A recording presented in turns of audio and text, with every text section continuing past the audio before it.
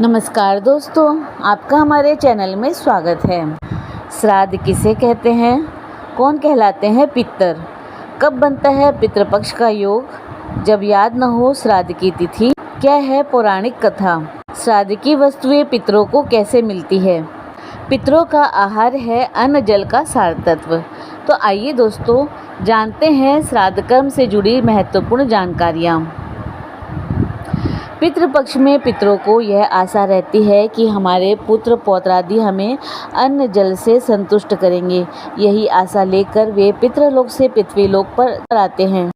लेकिन जो लोग पितर है ही कहाँ, यह मानकर उचित तिथि पर जल और साग से भी श्राद्ध नहीं करते, उनके पितर दुखी और निराश होकर श्राप देकर अपने लोक वापस लौट जाते हैं और बाध्य होकर श्राद्ध न करने वाले अपने सगे संबंधियों का रक्त चूसने लगते हैं।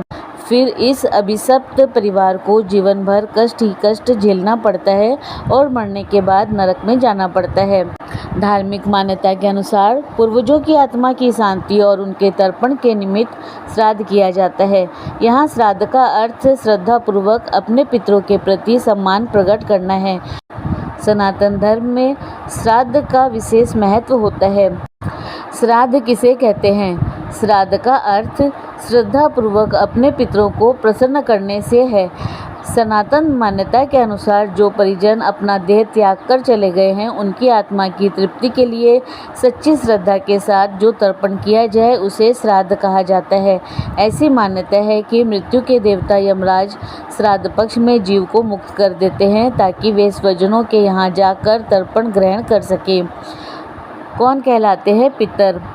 जिस किसी के परिजन, चाहे वह विवाहित हो या अविवाहित हो, बच्चा हो या बुजुर्ग, स्त्री हो या पुरुष, उनकी मृत्यु हो चुकी है, उन्हें पितर कहा जाता है।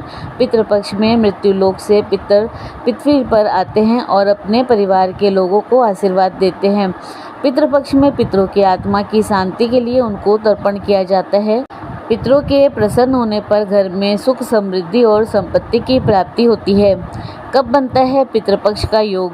हिंदू धर्म में पितृपक्ष का विशेष महत्व है। पितृपक्ष के 15 दिन पितरों को समर्पित होते हैं। शास्त्रों के अनुसार श्राद्ध पक्ष भाद्रपद पक्ष की पूर्णिमा से आरंभ होकर आश्विन मास की अमावस्या तक चलते हैं। भाद्रपद पूर्णिमा को उन्हीं का श्राद्ध किया जाता है जिनका निधन वर्ष के किसी भी पूर्णिमा को हुआ हो। शास्त्रों में कहा गया है, साल के किसी भी पक्ष में जिस तिथि को परिजन का देहांत हुआ है, उनका श्राद्ध कर्म उसी तिथि को करना चाहिए। जब याद न हो श्राद्ध की तिथि? पितृपक्ष में पूर्वजों का स्मरण और उनकी पूजा करने से उनकी आत्मा को शांति मिलती है। जिस तिथि पर हमारे परिजनों की मृत्यु होती है उसे श्राद्ध की तिथि कहते हैं। बहुत से लोगों को अपने परिजनों की मृत्यु की तिथि याद नहीं रहती। ऐसी स्थिति में शास्त्रों में इसका भी निवारण बताया गया है।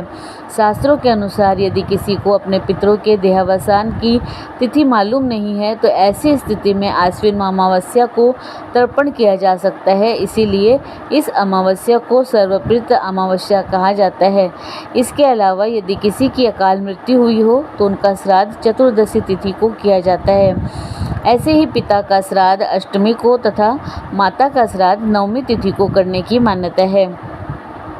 क्या है पौराणिक कथा? कहा जाता है कि जब महाभारत के युद्ध में दानवीर कर्ण का निधन हो गया और उनकी आत्मा स्वर्ग पहुंच गई तो उन्हें नियमित भोजन के बजाय खाने के लिए सोना और गहने दिए गए।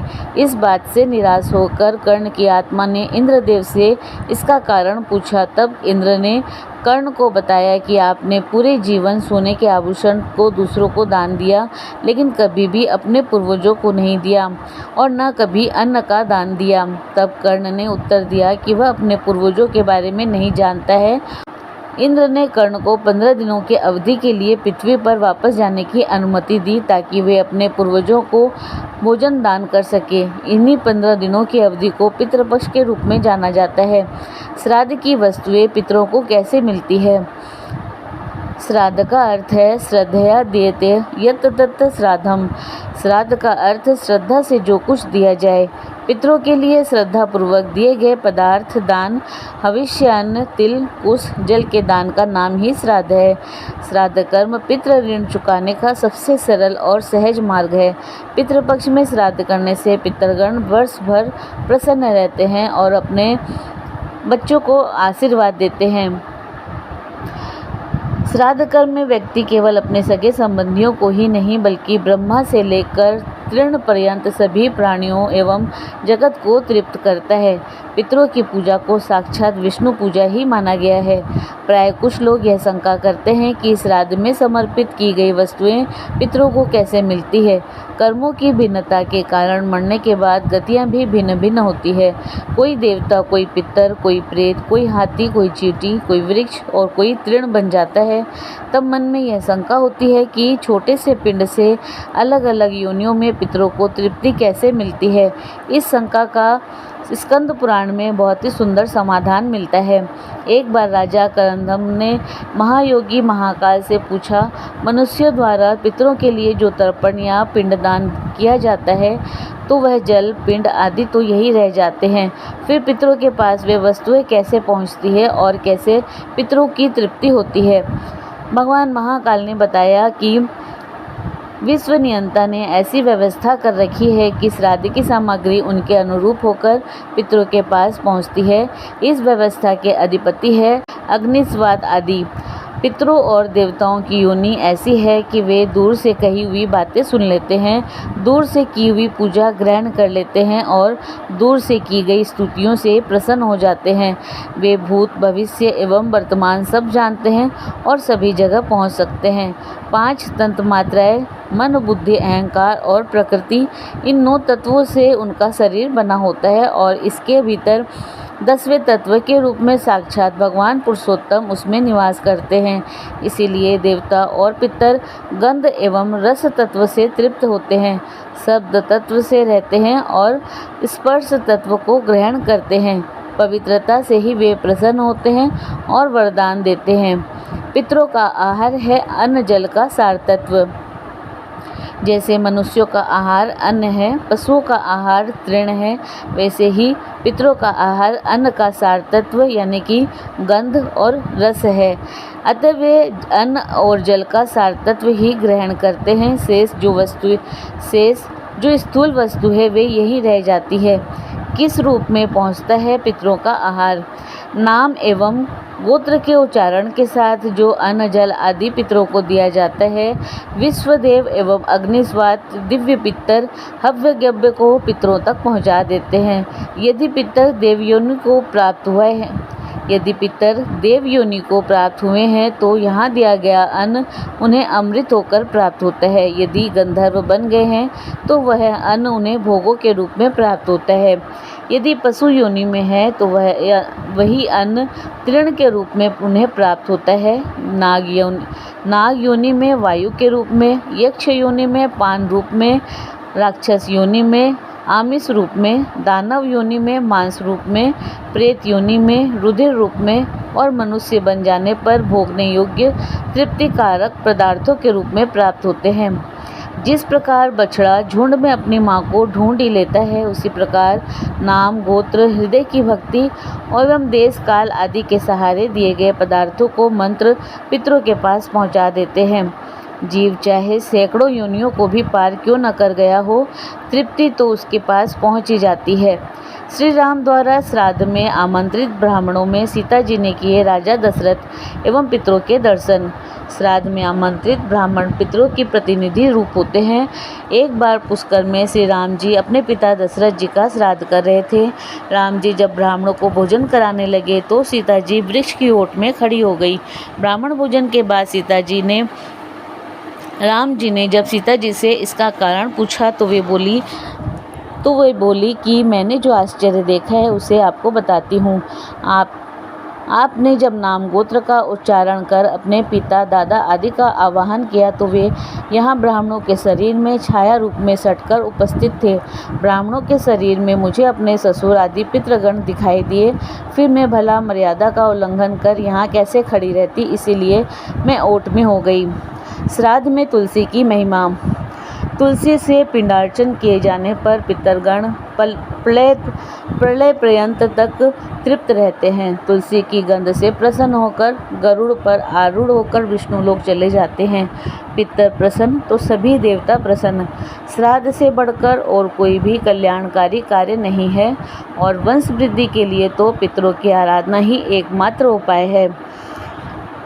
यमराज का कहना है कि श्राद्ध कर्म से मनुष्य की आयु बढ़ती है। पितरगण मनुष्य को पुत्र प्रदान कर वंश का विस्तार करते हैं, परिवार में धन धान्य का अंबार लगा देते हैं। श्राद्ध कर्म मनुष्य के शरीर में बल पौरुष की वृद्धि करता है और यश और पुष्टि प्रदान करता है। पितरगण स्वास्थ्य, बल, श्रेय, धन धान्य आदि सभी सुख, स्वर्ग एवं मोक्ष प्रदान करते हैं। श्रद्धापूर्वक श्राद्ध करने वाले परिवार में कोई क्लेश नहीं रहता, वरन वह समस्त जगत को तृप्त कर देता है।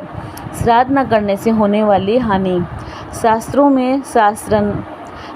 में श्राद्ध न करने से होने वाली हानियों का जो वर्णन किया गया है, उन्हें जानकर रोंगटे खड़े हो जाते हैं। शास्त्रों में मृत व्यक्ति के दाह कर्म के पहले ही पिंड पानी के रूप में खाने पीने की व्यवस्था कर दी गई है। यह तो मृत व्यक्ति की इस महायात्रा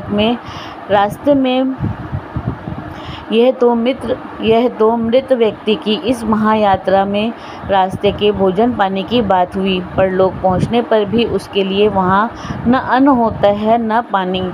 यदि सगे संबंधी भी अन्न जल ना दे तो भूख प्यास से उन्हें वहाँ बहुत ही भयंकर दुख होता है। आश्विन मास के पितृपक्ष में पितरों को यह आशा रहती है कि हमारे पुत्र पौत्र आदि हमें अन्न जल से संतुष्ट करेंगे। यही आशा लेकर वे पितृलोक से पृथ्वीलोक पर आते हैं। लेकिन जो लोग पितर है ही कहाँ, यह मानकर उचित तिथि पर जल एवं शाक से भी श्राद्ध नहीं करते, उनके पितर दुखी एवं निराश होकर श्राप देकर अपने लोक वापिस लौट जाते हैं और बाध्य होकर श्राद्ध न करने वाले अपने सगे संबंधियों का रक्त चूसने लगते हैं। फिर इस अभिशप्त परिवार को जीवन भर कष्ट ही कष्ट झेलना पड़ता है और मरने के बाद नरक में जाना पड़ता है।